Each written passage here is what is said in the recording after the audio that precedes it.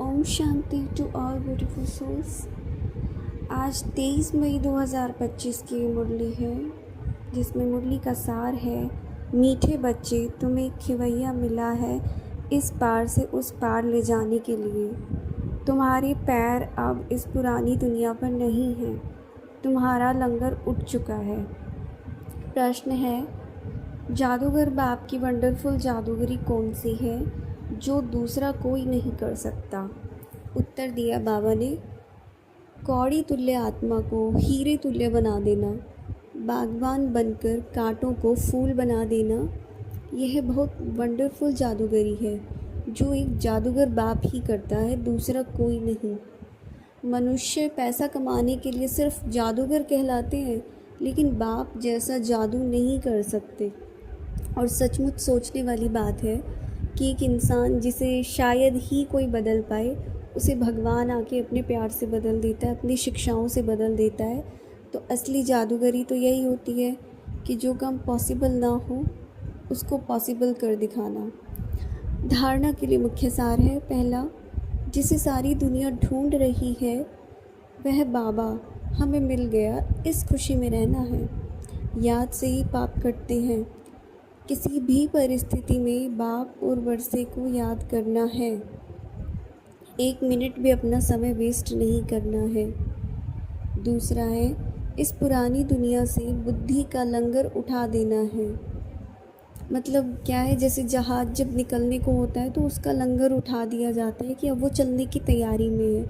तो इसी तरह से क्या है, आत्मा अब कभी भी कि शरीर छोड़ना है, नया लेना है, नई दुनिया में जाना है, तो इस पुरानी दुनिया से उसका लंगर उठा रहे बुद्धि से कि कभी भी तुम जा सकते हो।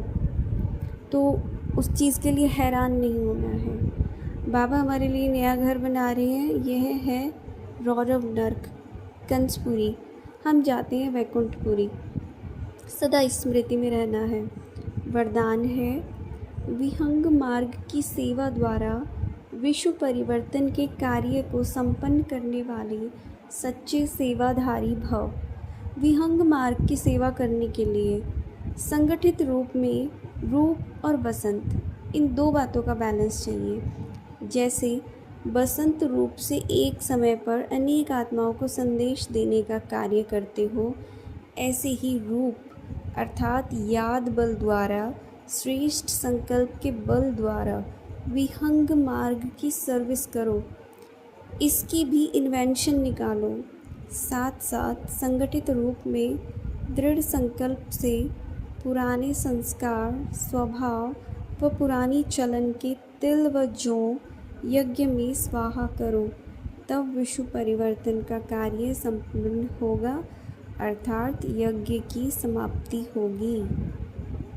स्लोगन है आज का, बालक और मालिकपन के बैलेंस से प्लान को प्रैक्टिकल में लाओ। कहने का क्या भाव है कि जब अपनी राय दी जाती है तो मालिकपन के पूरा अथॉरिटी में आके दो, और जब उसके बाद क्या होता है, जो भी डिसीज़न या फ़ैसला लिया जाता है तो उस समय बालक बन जाओ, एक्सेप्ट कर लो उस चीज़ को कि मतलब बुद्धि में ये ना आना चाहिए कि हमारी बात को माना गया नहीं माना गया। उस समय बालक बन जाओ और मालिक, जहाँ तुम्हें अपनी शक्तियों का यूज़ करना है। आज का व्यक्ति इशारा है, रूहानी रॉयल्टी और प्योरिटी की पर्सनालिटी को धारण करो। कैसे? इस ईश्वरीय सेवा में बड़े से बड़ा पुण्य है पवित्रता का दान देना। पवित्र बनना और बनाना ही पुण्य आत्मा बनना है, क्योंकि किसी आत्मा को आत्मघात महापाप से छुड़ाते हो। अपवित्रता आत्मघात है, पवित्रता जिये दान है। किसका दुख लेकर सुख देना, यही सबसे बड़े से बड़ा पुण्य का काम है। तो ऐसे पुण्य करते करते तुम पुण्य आत्मा बन जाएंगे। अच्छा, ओम शांति।